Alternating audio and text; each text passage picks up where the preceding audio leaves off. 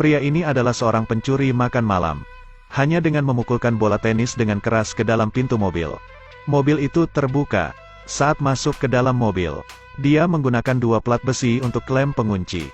Dia mulai mengobrak-abrik kursi tambahan dengan kotak kontrol. Namun tak mendapatkan apa-apa. Karena marah ia kencing di dalam mobil. Begitu merasa puas, ia langsung pergi. Saat ini pintu mobil tiba-tiba tidak dapat dibuka. Lalu dia berbalik untuk membuka pintu di sisi penumpang. Namun tetap tidak dapat dibuka. Kedua pintu belakang juga serupa.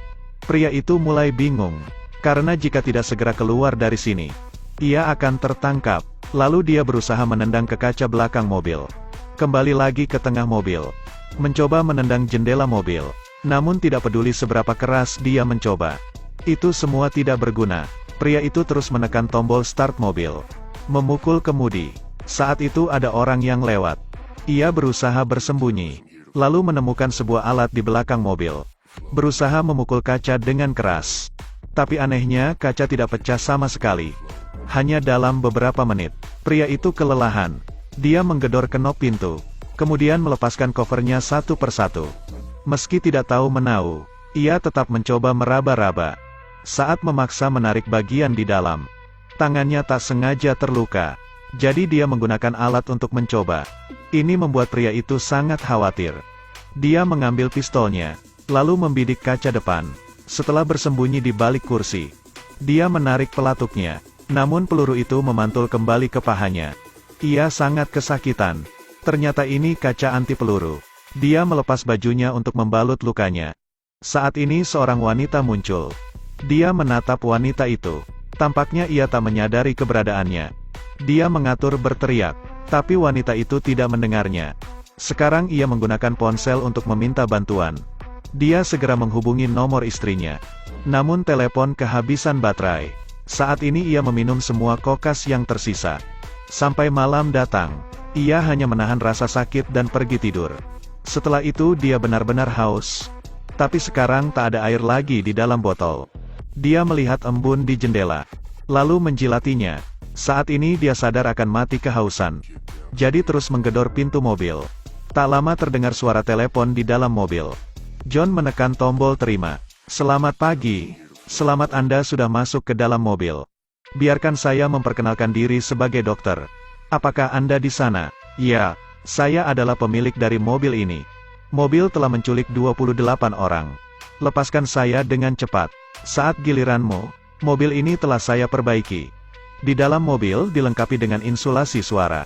Pintu jendela tidak hanya anti peluru tetapi juga memakai kaca terpolarisasi. Dari luar tidak bisa melihat ke dalam. Saya orang dengan kanker stadium akhir. Tinggal beberapa bulan lagi untuk hidup. Saya seorang lelaki tua. Jika Anda bisa menjawab pertanyaan saya, maka saya akan membiarkan Anda pergi. Bagaimana jika Anda memergoki anak Anda mencuri? Saya tahu jawabannya salah. Saya akan lapor ke polisi. Saya kepanasan dan akan meleleh. Saya pasti akan keluar dari sini. Kemudian membunuhmu dan keluargamu. Cepat lepaskan saya. Setelah telepon dimatikan, AC di dalam mobil dihidupkan. Pria itu diam. Namun AC dihidupkan secara maksimal. Tidak peduli bagaimanapun ia memutarnya. Ia tak berhasil menggunakannya. Sekarang suhunya disesuaikan dengan level terendah. Ini membuat John menggigil kedinginan. Dia harus melepas baju yang diikatkan di pahanya. Lalu menyobekkan celana untuk perban. Menggunakan bantalan lantai mobil untuk memblokir lubang AC mobil. Menutupi lubang di tengahnya dengan kertas koran. Namun masih sangat dingin. Dia menjadi pucat karena kedinginan. John tidak tahan lagi. AC tiba-tiba dimatikan. Telepon juga berdering lagi. John menekan tombol jawab. Aku memberimu kesempatan lagi. Apa yang akan kau lakukan jika kau melihat anakmu mencuri? Aku akan mencubit telinganya dan pergi mencari tali. Jawaban yang salah. Apakah mencari pengadilan, pengacara atau guru? Semuanya salah. Apakah Anda akan berhenti sekarang? Setelah mematikan mesin, John tiba-tiba melihat sebuah mobil polisi perlahan berhenti di depan. Kemudian seorang polisi berjalan turun. Lawan telah menyaksikan di sekitar mobil.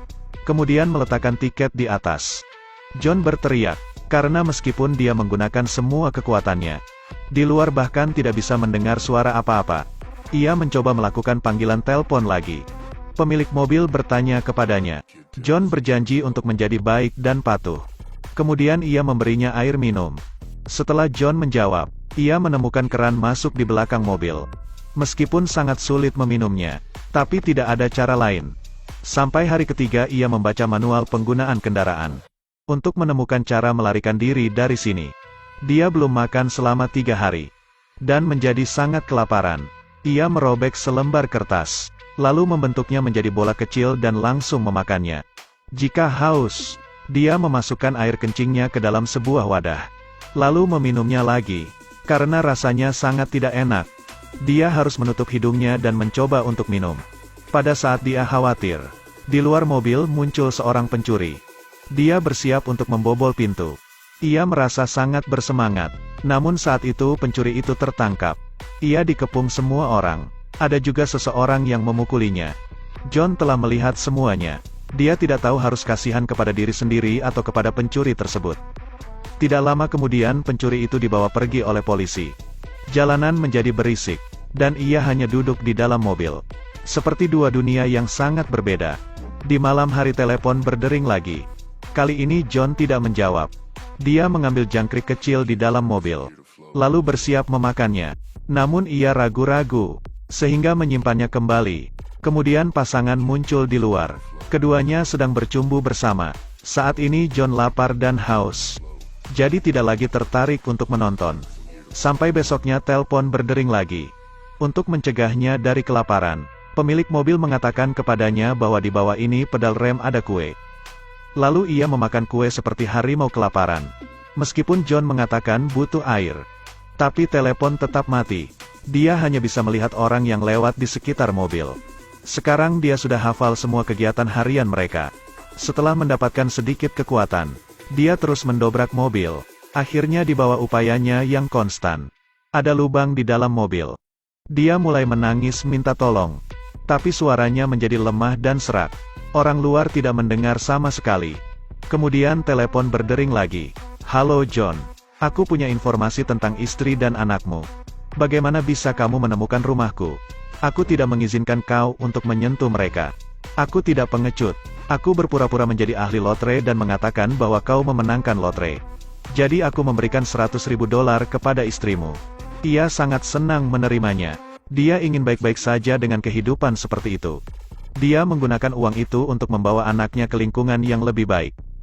Ia muda dan cantik, layak memiliki keluarga yang lebih baik. Kau benar-benar tidak layak mempunyai keluarga seperti itu. Kau tidak pantas mendapatkannya. Alasan mengapa pemilik mobil melakukan ini. Ternyata karena dia lebih awal menyelidiki informasi kriminal. Lalu menggunakan cara ini untuk membunuh penjahat. Tidak hanya sekali. Dia juga menghancurkan kehidupan banyak orang. Jadi dia tidak ingin melepaskan orang itu lagi.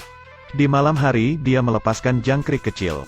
Kemudian mencoba menekan tombol mulai. Ia tidak dapat menemukan jalan keluar. Yang mengejutkan adalah bahwa setelah beberapa kali mencoba, mobil itu benar-benar dapat dihidupkan. John akhirnya mendapat harapan. Dia mencoba mengatur mobilnya. Benar saja mobil itu bergerak. Tapi ketika dia mencoba mengubah nomornya, joystick masih tidak goyang. Dia mencoba memakai sabuk pengaman. Kemudian menginjak pedal gas kencang-kencang. Mobil mundur dengan cepat lalu menabrak tiang listrik. Dia menendang kaca belakang lalu keluar dari mobil. Setelah itu ia pergi ke toko. Lalu meminum sebotol air sambil mengambil 2 burger. Saat dia sedang makan, seorang security datang dan menyuruhnya membayar. John tidak peduli. Security menarik tangannya dan mulai mempertanyakan. Apakah Anda tidak mengerti bahasa manusia? Tidak tahu bagaimana berbicara? Ternyata itu hanya mimpi. John masih terjebak di dalam mobil. Ia sangat putus asa. Dibandingkan dengan duduk seperti ini dan menunggu mati. Ia memilih untuk bunuh diri. Saat dia akan menarik pelatuknya, pemilik mobil muncul. Ia adalah seorang lelaki tua berusia 60 tahun. Dia membawa botol semprot deodoran. Lalu disemprotkan ke dalam mobil. Karena di dalam mobil ada banyak bau yang tidak enak. Dia duduk di mobil, meletakkan pistol di depannya, lalu menyalakan sebatang rokok. Ia juga membiarkan John merokok. Saat ini telepon orang tua itu berdering. Dia mengangkat telepon. Saat John akan pingsan, ia mengambil kesempatan untuk keluar dari mobil. Dan menembakkan pistol ke langit untuk meminta bantuan. Namun orang tua itu mengejarnya dan langsung menangkapnya. Ternyata peluru hanya menyerempet wajahnya. Dia mencoba menarik John kembali ke mobil. Saat ini seorang polisi wanita muncul. Dia segera mengangkat senjatanya untuk peringatan. John dengan putus asa meminta bantuan. Tapi lelaki tua itu mengancamnya dengan pistol. Kedua belah pihak telah saling berhadapan selama 2 jam. Tempat ini dengan cepat dikepung polisi. Dari awal hingga akhir, lelaki tua itu bersikap tenang. Ia mengatakan bahwa dia adalah korban. John bukan hanya pembunuh, ia juga seorang pencuri. Mendengar itu, polisi mengundang seorang pensiunan negosiator. Lalu dia mendaftarkan banyak masalah jaminan sosial masyarakat hari ini. Negosiator meminta orang tua itu untuk melepaskan John. Tapi sekarang semua orang memihak orang tua itu. John juga dilecehkan dan disebut pencuri. Lelaki tua itu diminta untuk membunuhnya. Negosiator mengatakan jika kau membunuhnya, kau tidak bisa mengubahnya menjadi baik hari ini. Kemudian dia dengan sabar menceritakan tentang kisah tragisnya. Akhirnya orang tua itu melepaskan John. Lalu dia masuk ke dalam mobil dan menyalakan timer imperial. Negosiator menyadari ini adalah bom. Jadi ia memberitahu semua orang untuk mundur. Mobil akan meledak. Padahal orang tua itu sudah mati. Tapi api panas membakar hati semua orang. Hanya sebuah rencana tidak bisa mengikuti perubahan. Ditambah kata-kata dari negosiator membuat orang tua itu melepaskannya. Itu sebabnya lelaki tua itu memutuskan untuk mengorbankan dirinya. Namun tidak lama setelah itu, ini mengejutkan seluruh negeri. Pemerintah juga sudah mulai fokus pada peningkatan kesejahteraan masyarakat. Apakah semua orang setuju dengan cara orang tua itu? Cerita pun berakhir. Terus ikuti Edelweiss Review untuk mendapatkan update cuplikan film terbaru.